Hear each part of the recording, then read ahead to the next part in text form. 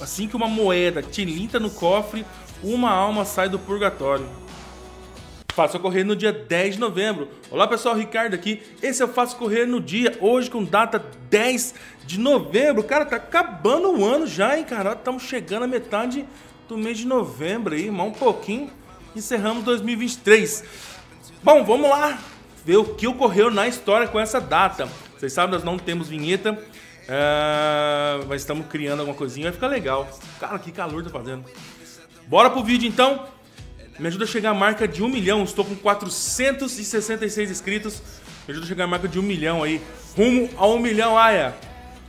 E no dia 10 de novembro de 1483. Caraca, esse aqui faz tempo já, hein? Martinho Lutero. 10 de novembro de 1483. Eisleben. 18 de fevereiro de 1546. A sua data de morte.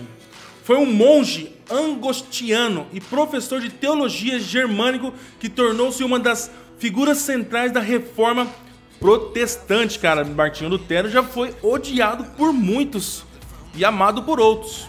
Levantou-se veementemente, caramba, que palavra da hora, veementemente contra diversos dogmas do catolicismo romano, contestando sobretudo a doutrina de que o perdão de Deus poderia ser adquirido pelo comércio das indulgências. Vamos lá, vamos ler um pouco mais. Essa discordância inicial resultou na publicação de suas famosas 95 teses em 1517 e um contexto de discordância inicial, um contexto de conflito aberto contra o vendedor de indulgências Johann Tetzel. Sua recusa em retratar-se de seus escritos a pedido do Papa Leão X em 1520 e do Imperador Carlos V resultou em sua excomunhão da Igreja Romana e em sua condenação como uma fora da lei pelo Imperador do Sacro Império Romano Germânico. Tá, vamos lá. Um pouquinho que eu conheço de Martinho Lutero, ele era um cara que vivia naquela época, como pode dizer, rigorosa da Igreja Católica. Lembrando que nosso canal não tem lado partidário e tampouco religioso, tá? Se você professa a Igreja Católica, amém. Se você professa professa a fé evangélica, amém também. Ou qualquer religião, você tem a sua fé. Nós não temos problema nenhum contra isso. E nós também não temos lado. Quem tá certo, quem tá errado. Cada um se vira depois lá com o grandão lá de cima. Deus. Lutero propôs, com base em sua interpretação das Sagradas Escrituras, especialmente da Epístola de Paulo aos Romanos, que a salvação não poderia ser alcançada pelas boas obras ou por quaisquer méritos humanos, mas tão somente pela fé em Cristo Jesus, único Salvador dos homens, sendo gratuitamente oferecida por Deus aos homens. Sua teologia desafiou a infalibilidade papal em termos doutrinários, pois defendia que apenas as Escrituras seriam fonte confiável de conhecimento da verdade revelada por Deus. Opôs-se ao sacerdotalismo romano, isto é, a consagrada divisão católica entre clérigos e leigos, por considerar todos os cristãos batizados como sacerdotes e santos. Aqueles que se identificaram com os ensinamentos de Lutero acabaram sendo chamados de luteranos. Em seus últimos anos, Lutero mostrou-se radical em suas propostas contrárias aos judeus alemãos, tendo sido inclusive considerado posteriormente um antissemita. Essas e outras de suas afirmações fizeram de Lutero uma figura bastante controversa entre muitos historiadores e estudiosos. Além disso, muito do que foi escrito a seu respeito sofre da reconhecida parcialidade resultante de paixões religiosas. Eu já vi muito comentário, cara, que naquela época de 1400, quando a Igreja Católica era bem rigorosa, vamos dizer assim, o perdão não vinha através do arrependimento seu com Deus, você tinha que pagar pra ser perdão. Isso já é coisa que eu já li, tá? Não que seja verdade, você teria que puxar ferozmente na história, que cada um interpreta a história de um jeito, então você tinha que puxar a capivara da história aí pra conseguir entender. E ele também era contra esse negócio de ter... Ele acreditava que todo mundo era cristão. Não precisava ter níveis, sabe? Tipo sacerdotes, bispos, papas, não sei o que. Ele acreditava que não, que todo mundo era filho de Deus. Mas isso assim, são coisas que eu li, eu preciso... Não estou falando que está correto, só estou falando uma parte que eu vi. Com certeza alguém que está assistindo esse vídeo também já deve ter visto algo parecido. E eu estou trazendo para vocês aqui no canal, tá? Então deixo bem explicado que não é uma afirmação. Algumas coisas que a gente vai passando e vai vendo aí. Martinho Lutero, cujo nome em alemão era Martin Luther, ou Luder, era filho de Hans Luther e Margaret Lindemann. Mudou-se para Mansfield, onde seu pai dirigia várias minas de cobre. Por ter sido criado no campo, Hans Luther desejava que seu filho viesse a tornar-se um funcionário público, melhorando assim as condições da família. Com esse objetivo, enviou o já velho Martinho para escolas em Mansfield, Magdeburgo e Eisenach. Minhas pronúncias sabem, né? Além de suas atividades como professor, Martinho Lutero ainda colaborava como pregador e confessor na igreja de Santa Maria, na cidade. Também pregava habitualmente na igreja de Castelo de Wittenberg, chamada de Todos os Santos, porque ali havia uma coleção de relíquias estabelecidas por Frederico III da Saxônia. Foi durante esse período que o jovem sacerdote se deu conta dos problemas que o oferecimento de indulgências aos fiéis, como se fossem fregueses, poderiam acarretar. A indulgência é a remissão parcial ou total do castigo temporal imputado a alguém por conta de seus pecados, aplicável apenas a alguém que esteja em estado de graça, ou seja, livre de pecados graves e arrependido de todos os seus pecados venais. Naquele tempo, o Papa havia concedido uma indulgência plenária para quem doasse qualquer quantia para a reforma da Basílica de São Pedro. É isso aqui mesmo, ó, bem parecido. Então, ou seja, quando você fazia algumas coisas erradas, para que você não sofresse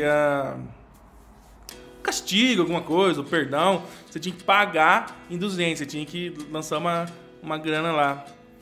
Para o frade Johann Tetzel fora recrutado para viajar através dos territórios episcopais do arcebispo Alberto de Moguntia. Mas sua campanha tomou a linha de uma venda,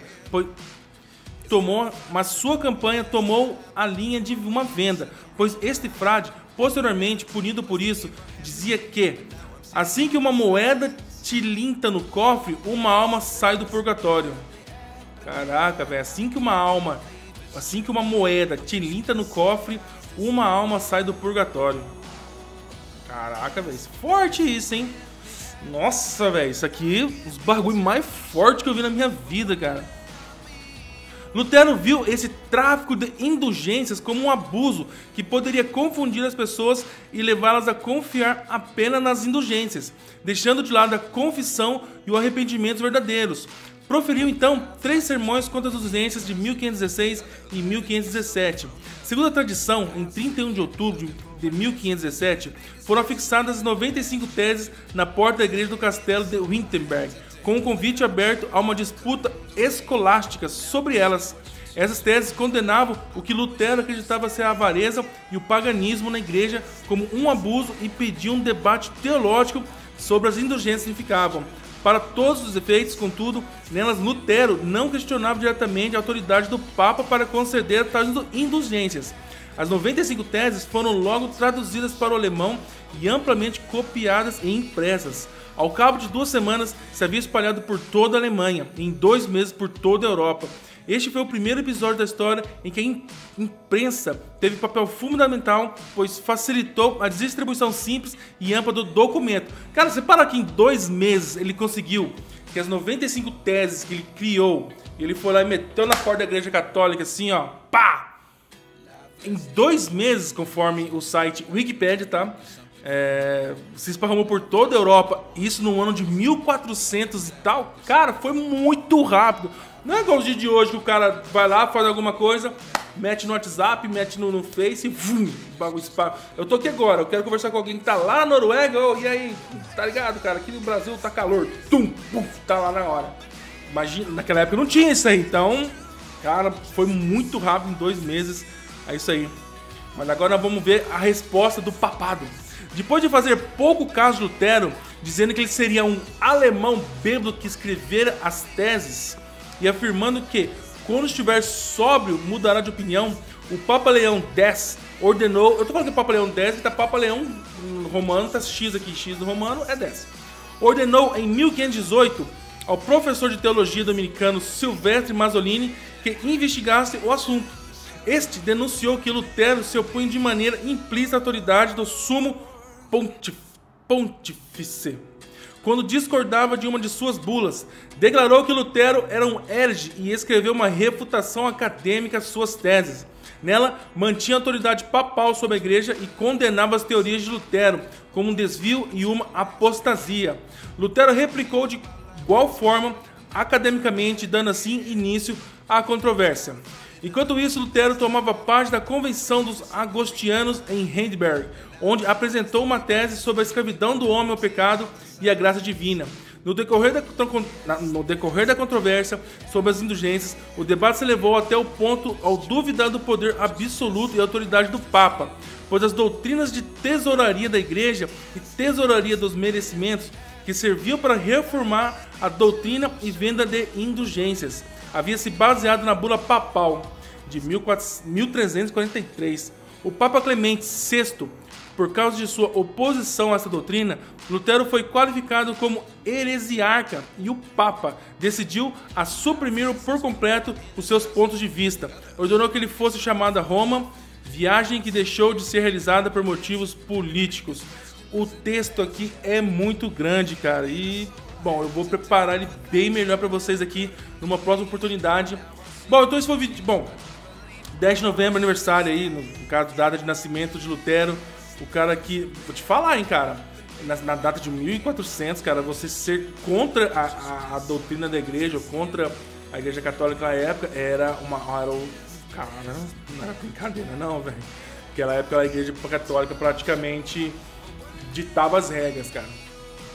Mas, isso aí, cada um tem o seu ponto de vista, a história conta dos dois lados, o correto é a gente sempre estudar e ver o que é verdade. Eu trouxe o vídeo de hoje baseado não, né, pelo site do Wikipedia. E é isso aí. Bom, esse é o vídeo de hoje, espero ter gostado. Curta, compartilha, se inscreva, porque todo dia é um fato novo. Se inscreve pra mais. Valeu!